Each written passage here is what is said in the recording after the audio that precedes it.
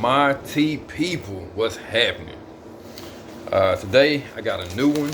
Really excited about this one. It is called, let me pull this out. Kinkeleba. Kinkeleba. This is an herb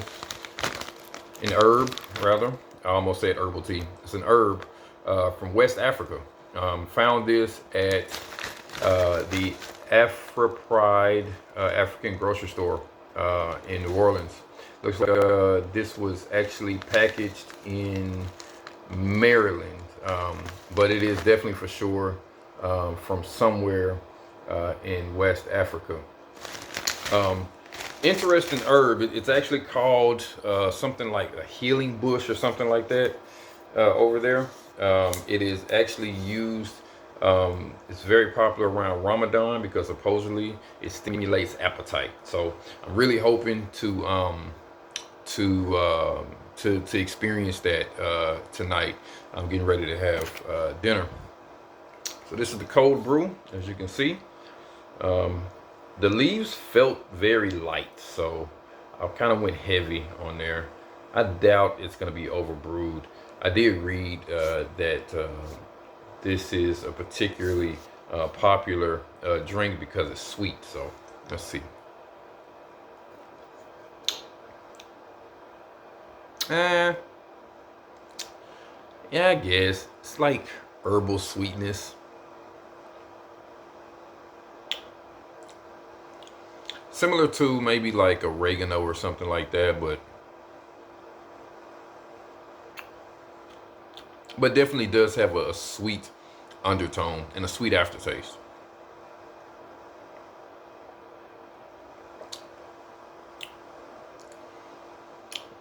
Definitely an herbal sweetness though. I can't say fruit really. Definitely not flowery, not sugary. But there's no question that it is sweet, and I'm really uh,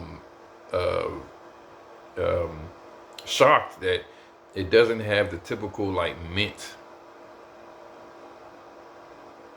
flavor that are tasting in so many different herbal infusions. It tastes good. It doesn't taste bad at all. It's not bitter. Um, it tastes good. Like I said, it is sweet. And it does taste a bit like oregano. Like I can almost see grinding this up into a powder and putting it on pasta or something. I think it'll be really good that way. But it is mostly drink, as far as I can tell, in Senegal and where? Okay, here we go. Guinea, Benin, Burkina Faso, Senegal, Mali, Gambia, and I think it's way more popular in Senegal than anywhere else. It does have some really interesting stuff. So it is, as you imagine, it's anti-inflammatory, anti-cancer, anti-inflammation, right? All those typical things. Getting into some of the polyphenols and everything that's in it. The first one is Vitexin, and of course I put all this stuff in the description. First, let me say this. So the scientific name for this stuff is Combretum Micranthum. Combretum Micranthum. And like I say, because of its popularity in West African medicine, it's been studied by many doctors and scientists in the United States. I'm imagining all over the world, but particularly in the United States are the studies that I'm going to talk about today. So they did a study on its effectiveness to heal skin due to UV radiation. So that's basically like sunburn, but can also be other like skin damaging stuff. And supposedly it really reduces inflammation and heals the redness of the skin pretty good. Um, there's also studies done on diabetes, because supposedly this plant can, what is it? It reduces glucose, or shuts off receptors for glucose sensitivity. So helps with diabetes type 2, is what I read. Okay, now getting again into the polyphenols, specifically for this plant. So Vitexin is the first one. Um, this one is also found in bamboo leaves, fenugreek seed, and passion flowers. And it is, yeah, anti-tumor. We talked about that. Anti-cancer, and it is, again, in lots of studies, for wound healing, but also anti-tumor, anti-cancer stuff. All right, next one, isovitexin. Isovitexin. Again, same thing, anti-cancer, anti-inflammatory. This one again is found in bamboo, mistletoe, fig, and mimosa, whatever that is. I guess mimosa is a plant. It's also found in parsley, celery, olives, mung beans, buckwheat, cannabis, oat, and acai palm. And same thing, this is going to be anti-cancer, inhibits the growth of tumors.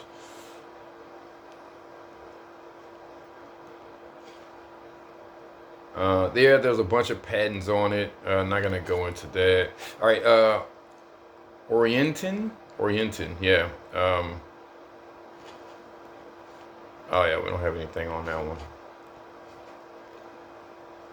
And all right, and then they have some flavonoids. No, alkaloids. Sorry, alkaloids.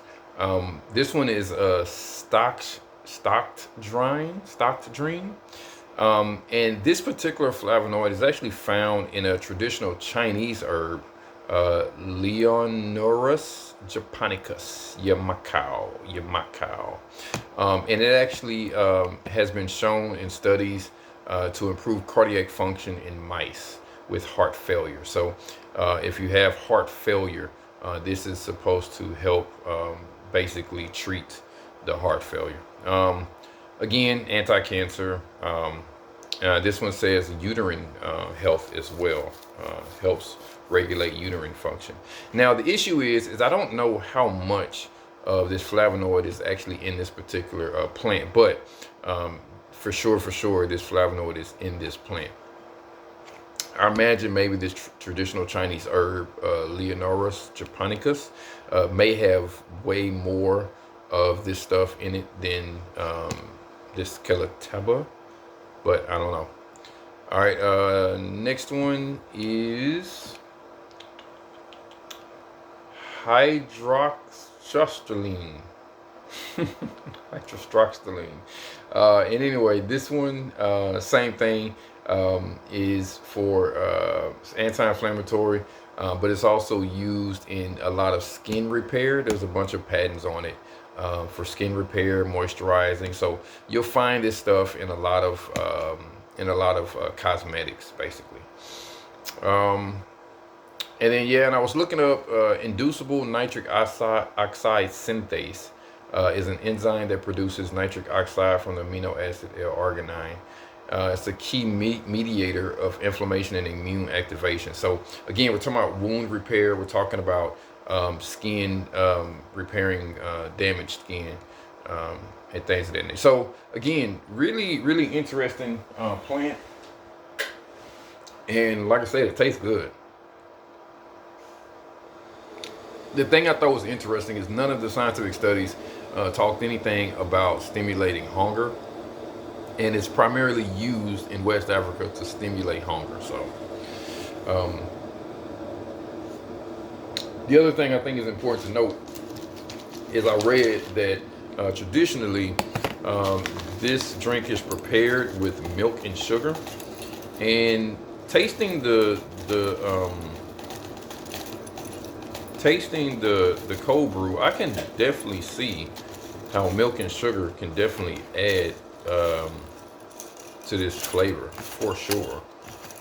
It doesn't seem like it will clash with a milk.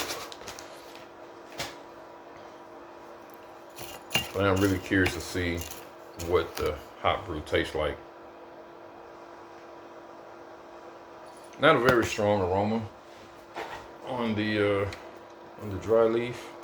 I am going to rinse this just because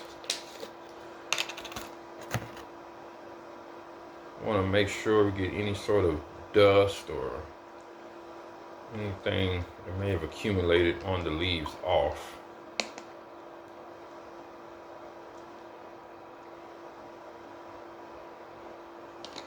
And it give me opportunity to smell the wet leaf too. Oh wow. Wow, I was not expecting that. Lemon balm. It's like those man, it's been so long. Those lemon drops. Those lemon drops. Not Halls. I remember them. It was so long ago though, but they were called lemon drops. It smells just like lemon drops. Man, I was not expecting that.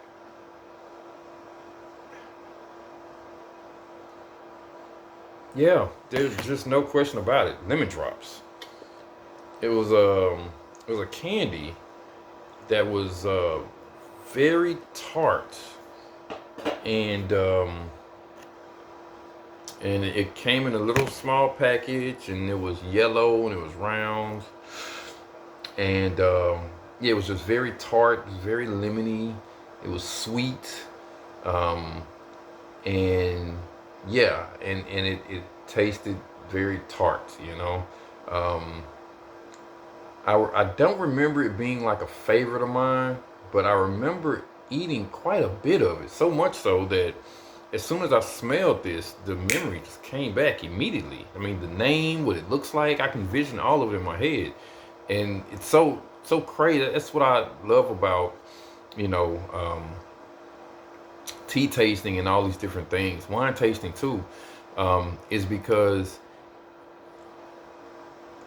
it's crazy to see how smell like brings memories and feelings and thoughts and all these different things. Like, it's amazing to me. But that's exactly what it is. It is a lemon drop. Man, I wonder if I'm just like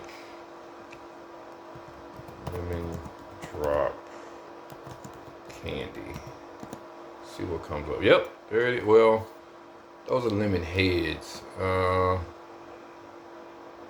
we go. Yeah, lemon drops. Yeah, I was right. They still sell them. That's crazy. Yep, that's exactly what it is. Lemon drops. Brock's has them too. Yeah, they still sell them, but I haven't seen them in the store in a long time. But yeah, so this thing is boiled from my understanding.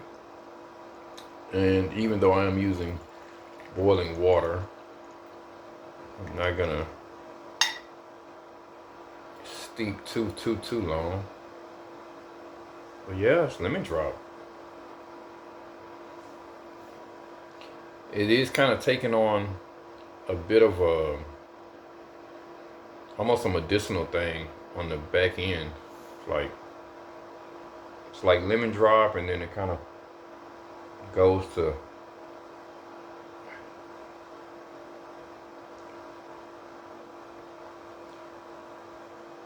now I can't get it. Well, it's like it's there a little bit, but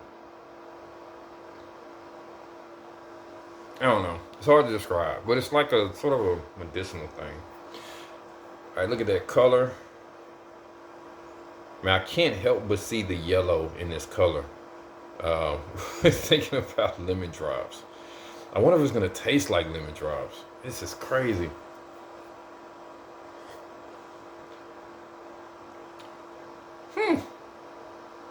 Dang, man, it does.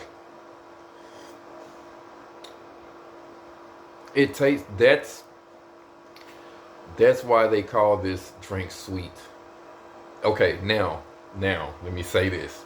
With this hot brew, I am not adding milk to this, not at all, because it literally is like tasting a lemon drop candy. It's not as sweet as lemon drop candy, but it's sweet and it's flavored just like lemon drop. If I add sugar to this, it's gonna taste exactly like a lemon drop candy. I can't imagine adding milk though. I don't know. I mean, I've tasted milk and orange juice, which was actually really good, and I haven't made it myself at home yet, but I do plan on trying it one of these days. I haven't decided quite how I'm gonna do it. Um, of course, milk and orange juice, just straight up, is the easiest thing. But I'm thinking like, okay, what about fresh oranges? Or what about like orange juice and ice cream, or something like that?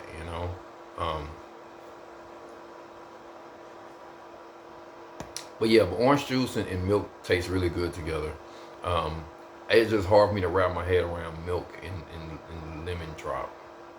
And I'm not saying lemon. It does have a lemony flavor, but it does not taste like a lemon. It tastes like lemon drop. you know, it really does. Lemon drop candies. It's exactly what it is. It tastes just like that. That's amazing. The other thing that's really blowing my mind is just how different the cold brew is to the hot brew, and this is definitely one of the herbs that I prefer hot. Um, like the hot brew is so much better than the cold brew that like I don't think I ever want to drink this cold brew ever again. And I am going to see how much of this stuff I can order, because I like some of the benefits of this. It tastes really good. It's something different.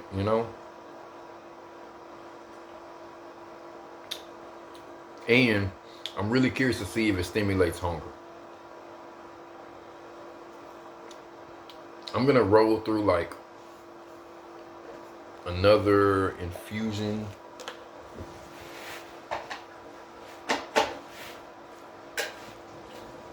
or two and see if it makes me like really hungry. But it's great though. I love it. This is probably the best. Wow, now that I think about it, this is probably the best herb I have tasted thus far. Yeah. I kind of want to go back and look at, like, I know for sure, like, there's Chanca Piedra, Stonebreaker, just the benefits of that particular herb really wow me, and so I definitely want to drink that one, but like it doesn't taste awesome. It doesn't taste bad. Just not as good as this. I'm trying to think of any others that really stand out in my memory. Um, I thought the ginger leaf was interesting.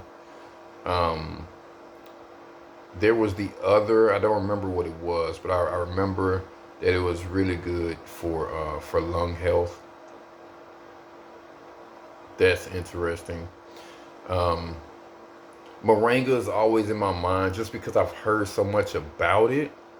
Um, but to be honest with you, I don't quite recall what the great benefits of moringa are, other than it's basically like this healing herb. Um, but this one though, I mean, it has decent benefits and it tastes awesome. Tastes really, really good. You know what I want to do? Ooh, like I said, here's the thing. So this is traditionally drink with milk and sugar, right? If I put some sugar and some lemon in this, it's gonna go so hard. Or if I can figure out a way to get some lemon drops and throw like, I don't know, 1 or 2 lemon drops in there, oh, it's gonna go so hard. So hard. Oh, it's the best. I haven't tasted it yet, and I already know it's gonna be just the best. So I don't know how much I paid for this. Is the other thing. Um, I imagine in West Africa this stuff is gonna be fairly cheap. This is 1 ounce, and this is the other thing that interests me about these different herbs, right? So like I said, there's tons of patents on the chemicals that are in this, and I read through the preparations, and the preparations are not difficult at all. Like, they are steeping this stuff in alcohol. Um, they're crushing it into a powder. They're steeping it into alcohol, and then they're steeping it twice and then 3 times to pull out as much as they can. Um, and then from there, they're doing all the tests to figure out what's in it, and then they do things to pull those particular things out, and then they patent basically the synthetic whatever it is that they pull out of here. So it's like, oh no, here it is, product of Cote d'Ivoire. So yeah, Cote d'Ivoire. So this is from Cote d'Ivoire. And again, it may not be grown there. Maybe it's just where it's distributed from. But anyway, either way, West Africa is where it's grown. And 1 ounce can't be more than like $2 if you're buying it directly from West Africa. And if you're getting it in bulk, I imagine it's gonna be even cheaper.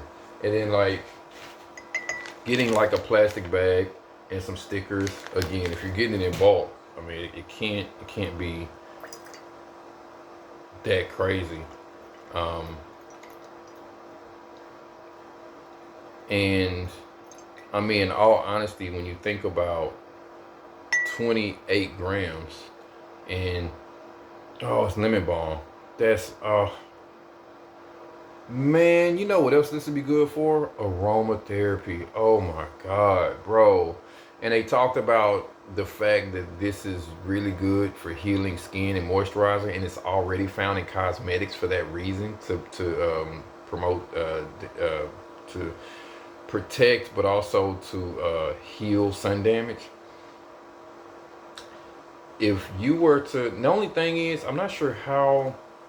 I would have to read to see how they're pulling out the oils and then putting that into something, because I can't imagine making this into a poultice. The leaves are just way too tough for that. But that's the way I want to do it though, because if you can make a face mask out of this, like, it's going to smell awesome. It's gonna smell so good, so good. And yeah, I'll put that on my face all day long. Sure will. Look at that color. It's gotten a little darker now.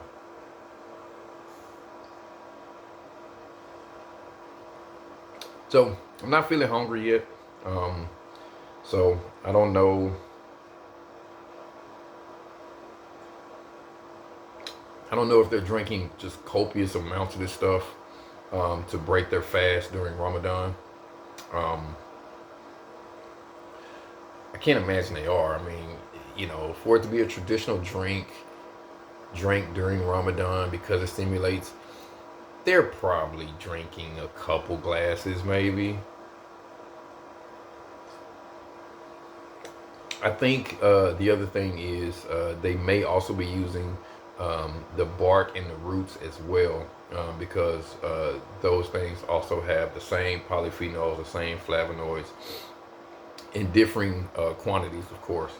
and one may have more than the other. Well, definitely one does for sure have more than the other. So, but again, the fact that I'm getting the leaves straight from Cote d'Ivoire, then I have to think that maybe traditionally they are brewing just the leaves, but I don't know.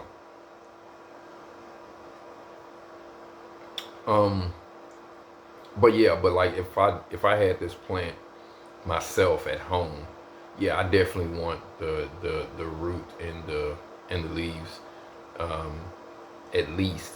Um, I have to do more research before I drink the bark because um, sometimes you can get some bad stuff out of the bark if you're not careful. Um,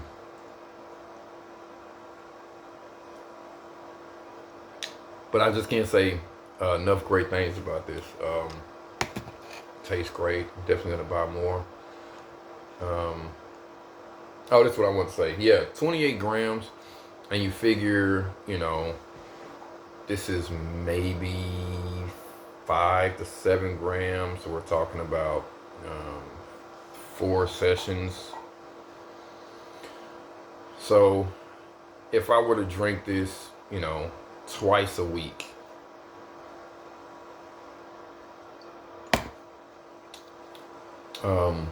if I'm spending $5 an ounce, we're talking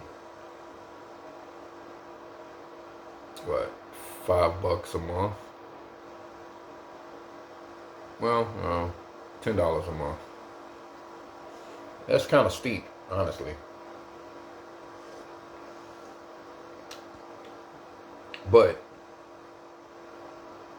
again, that's $5 an ounce. I don't know if I even pay $5 here, so.